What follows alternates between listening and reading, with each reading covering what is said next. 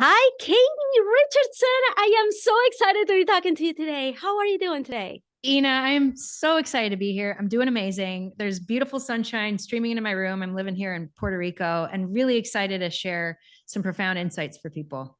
Oh man, I was gonna be asking you about that. We're gonna go to that part when we get to that part because I want to ask you about this move to Puerto Rico because it seems to be a big trend right now. We're seeing a lot of coaches moving to Puerto Rico. John Lee Dumas is your neighbor, He's my right? neighbor.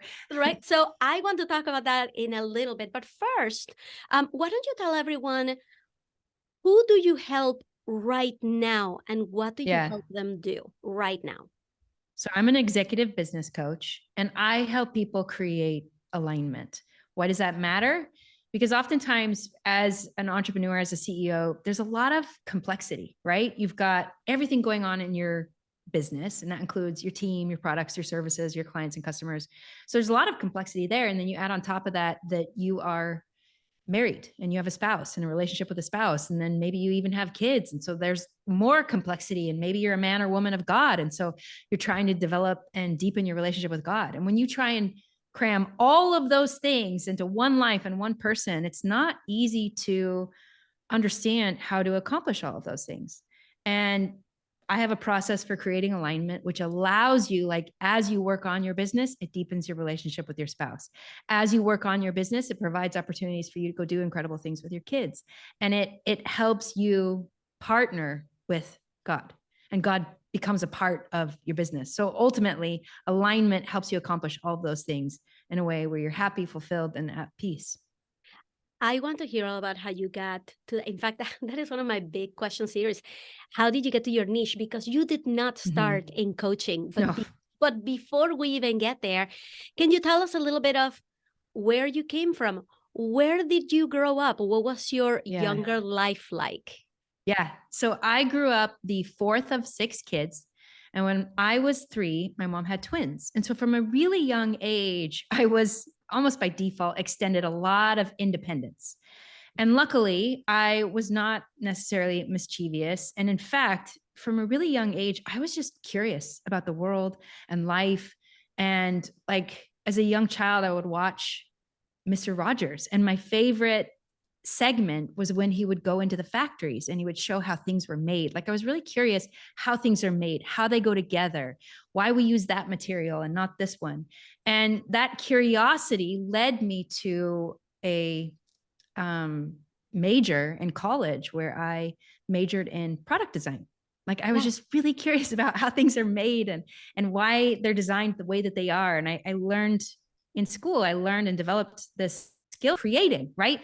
Taking something that is maybe just an idea in our head. How do you actually turn it into a viable product that is marketable, sellable, and actually genuinely improves people's lives? And so I learned that process in school. And then as a young mother, I took that skill set and I said, how about creating a brand and putting my own products out into the world, which might sound crazy, but I did. And then I developed a brand and manufactured and patented my own products in this brand.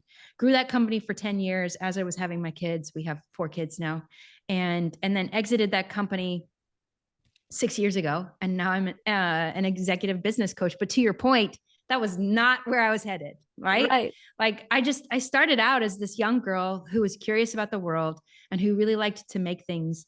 Why did I like to make things? Because I like to solve problems. Like I really loved that look on somebody's face when you relieved some sort of pain or pressure or stress. And I just loved solving problems. And so I've done it in the product world. And now I do it today with my coaches or with my CEOs in my coaching. What was your relationship with your parents like back then? It was fine. Mhm. Like I didn't have any animosity or anger towards them or feel like something was missing, but I would have these moments. Like I was a really happy girl. I was, and I was really curious, like I said. And so I was always actively making something or doing something, playing in the yard, cutting up fabric and sewing something from a really young age. And I was very obedient too. So like if my parents asked me to do something, I did it without question. Kept my room really clean. I was really helpful around the house. And what was my relationship like with them?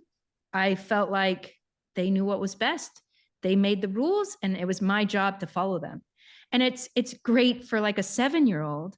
But what's interesting is as I grew up and got married and started having kids, making my own decisions for myself was actually really hard for me because I'd been taught and programmed from a really young age to just do what I was told.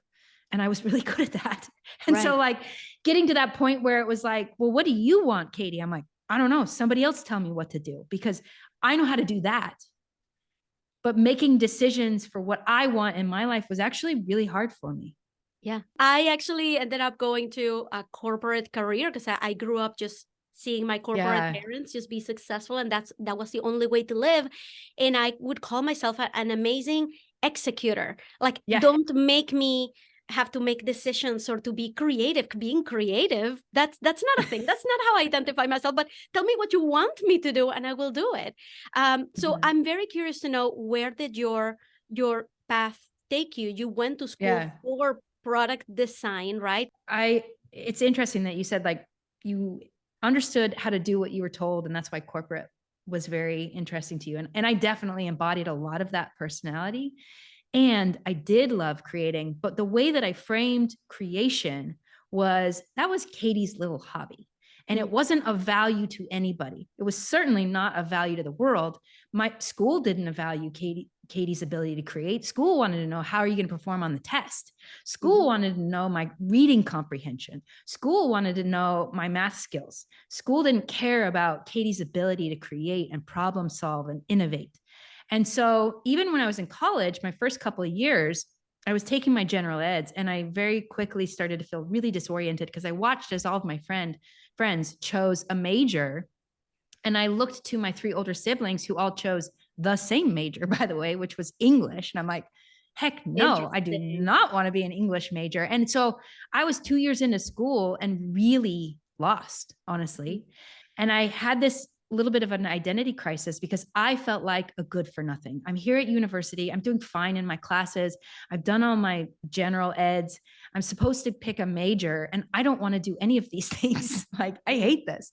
And when I got really honest with myself, I wanted to be a furniture designer. Yeah. And now I'm at the edge of my seat. How did you go from I am totally lost, I just finished my gen eds and I have no idea what that's to do, true. but I know that it's not English. How did you land on what you decided to do? I was taking classes where I was in the wood shop and I was building things in the wood shop.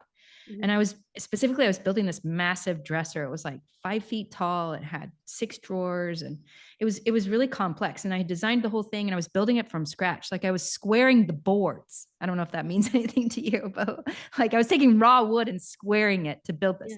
And one of the counselors, she pulled me into her office one day. Her name was Beverly. And she was like, hey, what are you doing? Like, I've noticed that you're not a tech ed major like everybody else here. So I'm just curious, what are you doing? And I was like, I don't know, Beverly, I need help. And I told her, I was like, I want to be an industrial designer and I want to design furniture. And she said, let me call the head professor and get you an appointment with him. So she calls him, he answers. And like within 5 minutes, I'm in his office and we're talking. And the cool thing is, I really feel like God always has our back.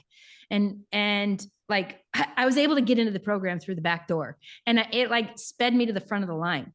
And so I'm sitting there talking to John Marshall, who's the head of the program. I haven't filled out an application. I haven't taken any of the prerequisites. And he just starts asking me questions, and he loved my answers. And I was just being honest with him. I'm like, I like to draw. I like to make things with my hands. I like to build, and I like to build the things that I can imagine, not what somebody else tells me to do. And I was like being honest with him. And he was like, he slams his hand on the table. And he's like, sounds great, Katie, let's get you into the program. And he walks me out to the secretary. This is Katie Craig. We're going to put her into the industrial design program. I was like, wait, what just happened? And I just got thrown in without the prerequisites, without filling out the application. Yeah. And it was that moment of really being honest with myself and being placed in front of the right people at the right time. Right. It's almost like in Billy Elliot, when they just see the raw passion. And it's like, how could we not start to nurture this? Okay. Yes. So I'm going to fast forward a little bit, because you did end up creating a company, right? Yeah, called Pudge.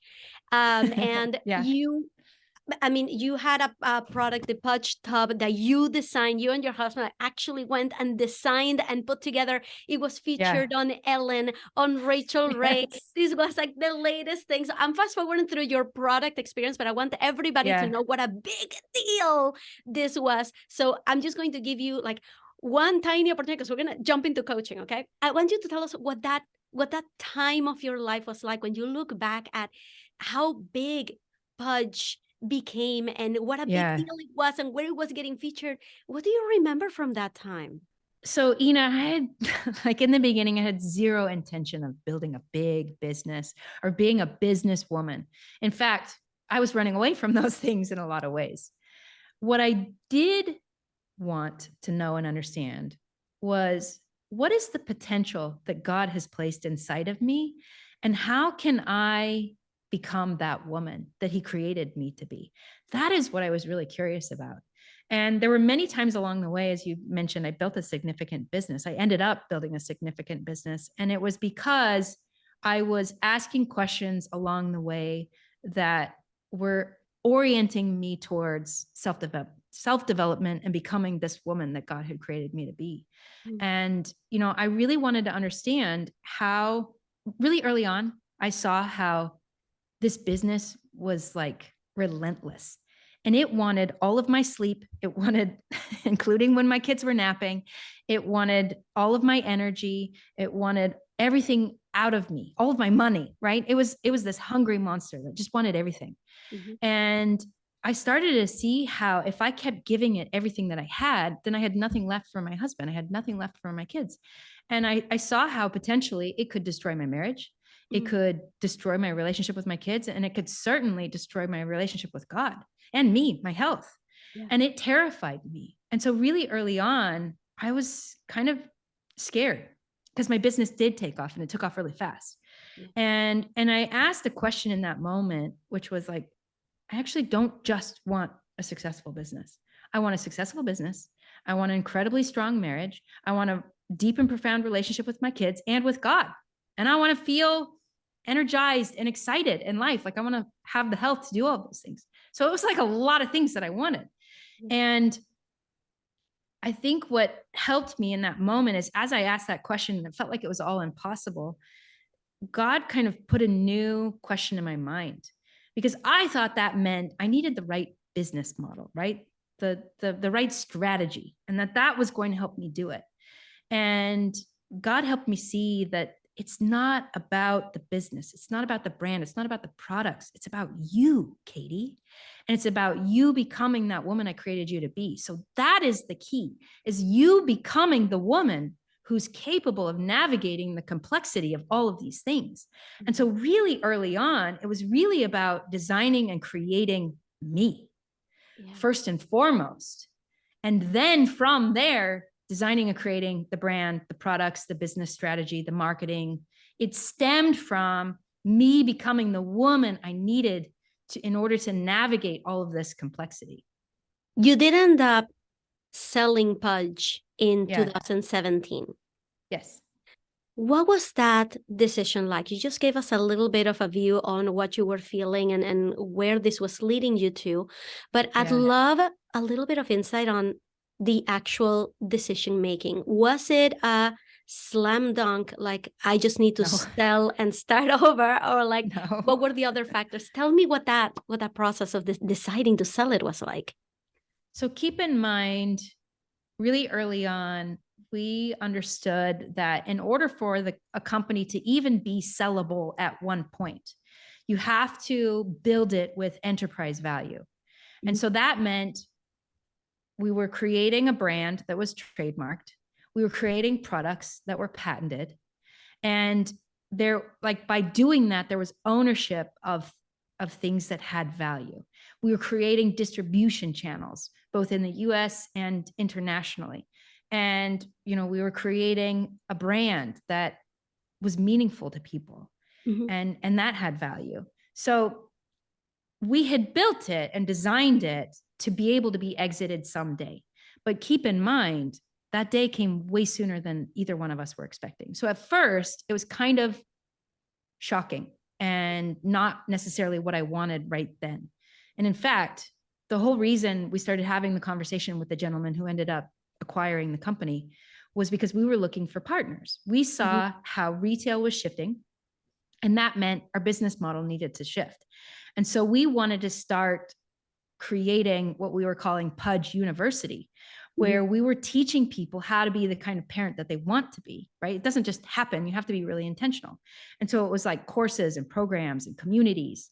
And keep in mind, this was, like 2015, 2016 that we were starting to develop these things. And we've always been pioneers in our family. And so like when we were sharing this with people, they were like, what are you talking about? Like, my number one customer is Target. So like, what are you talking about? I'm like, yeah, but someday your number one customer is not going to be Target. And pretty soon that huge distribution channel is going to start to shrink. And like, at that point, it's too late. And so we were looking into the future, and we saw that there was an opportunity to expand our business model. Yeah. And so we were looking for a strategic partner, and we were looking for the right person to go in this direction. And we were pitching to a lot of potential partners. And one of them that we pitched to just ended up really loving everything. He was like, I love you guys. I've watched you come into the space and dominate, and to get so much media and attention almost effortlessly. And so, yes, I want to be a partner, and I just want more of the company. And so he made us a very generous offer, an offer that, as we really thought about it and discussed it, an offer that we couldn't refuse.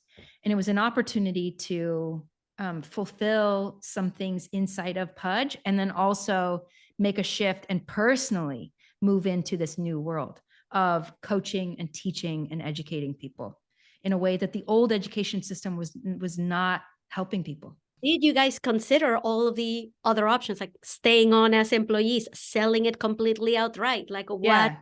It was this just like the sweetheart deal that is like, you know what? Let's just do it. To your point, every deal is unique, right? And everything's negotiable. And so, when somebody says they exited their company, I love that that means 1,000 different things, and that there's all kinds of potential. And, making each of those decisions, I will say, was one of the most difficult moments of my life, because you sacrificed, you built, you put yourself out there, you made so many decisions, you created something out of thin air, and that's not easy. And so to exit that can be really scary and terrifying, and it's not reversible, right? You're making decisions that are irreversible. And yet it was my first time doing an exit. I'd never done it before. So it doesn't matter how many people you talk to and advice you get. At the end of the day, it comes down to you and what you want. And so making those decisions was really difficult, because we were stepping into the darkness every time.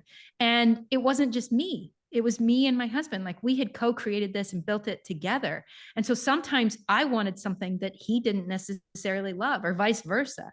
And there were times when we would have to kind of lean on the other. In fact, he didn't even want to have the conversation about selling the company. He wasn't ready to do it. And I said, hold on a second. We're making baby products. Our youngest is almost going to turn 5. Like, I'm just not in the baby world anymore. And I think there is an opportunity for us to shift our career and maybe pivot and take everything that we've learned and now package it up in a new way. And so I was excited about that. There was certainly a lot of unknown, but there was a lot of prayer, Ina. There was a lot of prayer. There was a lot of making decisions and taking action on it out of faith, and just not even knowing where or how I'm going to land. And I will tell you, there were certain decisions that I made and I didn't love where I landed, and I course corrected. And that's the thing I think people always need to understand is you've got to make decisions and move, and you won't be perfect at it. But keep in mind, nobody's perfect. And life will teach you kind of the direction that you want or need to go. And so even though I, quote, made the wrong decision sometimes in certain aspects, by making that wrong decision, it gave me clarity to where I did want to go, right? Because I'd kind of gone in a direction that ultimately I didn't want to go. And that gave me the clarity for where I did want to go. And so it's important to make decisions, to move, and then course correct. That's the game. It's not about making perfect decisions. Nobody can make perfect decisions, but it's about understanding how and when to course correct and giving yourself that grace to course correct. Admit, you know what? I made this decision 3 months ago. from that vantage point. And now that I've moved forward, this is not where I want to be. And I'm going to course correct. I'm going to throw a few situations Okay. at you that happened in your life around this time. And I just need you to order them chronologically for me. Like what came first Okay. and what came after. Okay. I'm going to throw a few at you. The move to Puerto Rico. Okay. Selling Pudge. Okay. Pudge University. And your own mentoring business. Yeah. Like I am here thinking these all things happen in the same day, or it took like a year from one to the last one. Like what was the order of events of those four things? Yeah. Like I mentioned, I'm an incredible product designer, and especially me and my husband together. It's really amazing the products and the innovation that we were able to do together. Mm-hmm. And as I put my products out there into the world, I would get emails from young moms saying, and I remember this one from Finland specifically. She was a first-time mom. She was terrified to bathe her baby. And then somebody gifted her a Pudge tub. And for the first time, she was able to relax and actually enjoy that bathing time with her child and really bond with her infant and feel confident as a mother. And so that was the first time I got to experience, through this physical product. It was almost like the product was the Dumbo feather, and it gave mom confidence to be a mother as her first time doing it. And like, that was amazing. Yeah. And so I had this connection with somebody on the other side of the world that I'd never met through a product that I had created. And it felt incredible inside. Like it was meaningful to me, Ina. And I was like, I want more of that. I want a lot more of that. Like, I want to, like, yes, I can create incredible products. Can you see I'm like getting emotional? I want that deep, profound experience with people. Yeah. And so at first, as I was in my physical products company, it was like, well, what would that look like? That's when it started to look like Pudge University. So I started developing that on paper. So that was the first thing. As I developed that on paper and I started to pursue it, I was seeking out experts. I was getting coaches. I was trying to better understand what would that look like to create courses and programs. And I was learning those things. But then when we sold the company and, kind of shared this next phase and next season of the company, but like, that's not necessarily what my partner wanted to do. And I certainly didn't want to stick around. I made the decision that I wanted to move. So then the next thing that happened was selling the company. And I started to realize, okay, maybe mentorship and teaching people and coaching them isn't going to happen inside of Pudge, but that doesn't mean it can't exist someplace else. So I took that desire and I was like, cool, what would it look like outside of Pudge? And what are my skills and abilities that I've developed over the last 10 years? How can I take those and get people results? And so that's when I started to see that, oh, it's inside of coaching and business coaching. And we won't go into this, but I immediately had opposition to that. It was like, well, you've built a successful big company, but who are you to think that you can help somebody else do that? Yeah. And so I had to overcome all of that opposition. So we sell Pudge, and that's when I like hung up my shingle as a business coach, and I had to face my own personal opposition and doubts and fears. And I like walked through the fire, and every day I had to choose to keep walking through the fire. It was difficult. It was uncomfortable. It was painful. I felt like I was not qualified, and yet I was getting my clients results. So then the mentorship is what came out of that. And, Katie Richardson, LLC, and I'm an executive business coach. Those were hard things for me to say in the beginning, but I just kept saying, I kept choosing it. And then ultimately 18 months ago, my husband and I, we would have these quarterly meetings. And then we started looking at Puerto Rico, and we just kept talking about it and nothing was happening. It was driving me crazy. And so one day I said to my husband, I think you need to go. We need you to go and do one thing. And that is to be in Puerto Rico and ask and answer the question, is this the right move for all 6 of us? Within 24 hours of being here, he calls me and he says, absolutely, 100% yes. This is the right move for our whole family. I said, do you mean that? And he said, yes. I said, okay, just so you know, we're going to hang up and I'm putting this into action because we've been talking about this and nothing's happening. So I'm putting it into action, which means when we hang up, I am buying 6 one-way tickets to Puerto Rico. They leave in 2 weeks. Now we just need to find a place to live. And it was like, giddy up. I am really curious. I'm actually going to go back to the creation of the mentoring and coaching business. what niche did you settle in for? And we've talked about it a little bit. I just want to Yeah. bring it home with me. Like, what do you consider to be your niche? Like, who's your ideal client? And why did you settle on that one out of all of the things you could have chosen to mentor on? Yeah. Yeah. So my niche is CEOs and entrepreneurs, right? Founders who've created a business and value, who want to grow their company, who value their relationship with their spouse and kids, and that matters to them, and who want a deeper relationship with God. It's that trifecta, those three things. Oftentimes, an entrepreneur can say, I need to grow my business. And they think it's outside of those other two things. And what I do is I show you how to grow your business in a way that it deepens your relationship and deepens your connection with God. So that's different, right? It's very different. Right. And so those are my clients and customers. They want to know how to create that alignment where they are building a business that is impactful and meaningful to them. And it does deepen their relationship with their spouse and kids. And it does deepen their relationship with God. That's my client and customer. What was your criteria for choosing that versus, hey, I help product creators bring their products to market? Like, what was that decision process? How did you land on this particular niche? Well, see, it took me a while. It took trial and error to land on that niche. And I think it's important to understand that I didn't know that right out of the gate. And in fact, I did head in the direction of product designers and like people with a physical product. And I knew my worth and value, and I knew what I wanted to charge. And that business owner didn't have the cash flow to afford my services. End of story. And it took me a while to finally admit that.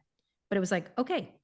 And I even took myself back. Would I have hired this high-end coach as I was in that place and had that need? And it was like, no, I wasn't in the place where I was ready to hire that person. That's not to say that's not possible, but that was my experience really early on. And I was like, who do I really, really want to help and touch? And what I did is I had to go back in my own personal story. And what's kind of that profound moment that was foundational to me experiencing success in my business and life? And it was realizing that it was that question that I was asking, how do I build a successful business that also deepens my relationships and helps me feel more connected to God? Yeah. And it was that combination and that trifecta that helped me kind of see what was so unique about me and how I build businesses.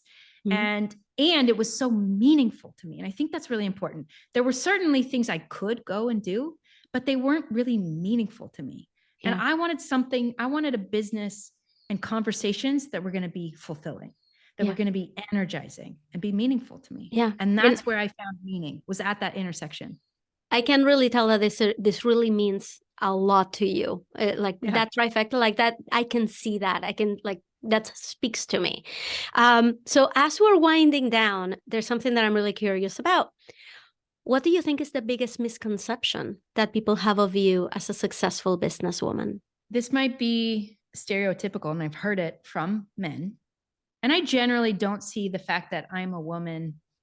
I saw that as an advantage when I was building my business. I didn't think I was at a disadvantage because I was a woman. But what's interesting is I have had men say this to me. Don't take this the wrong way, Katie, but you built a baby company. So how can you help me in my $10 million company, in my 20, 50, $100 million company? And I'm like, oh, wow, you are totally missing the point. I created value out of nothing.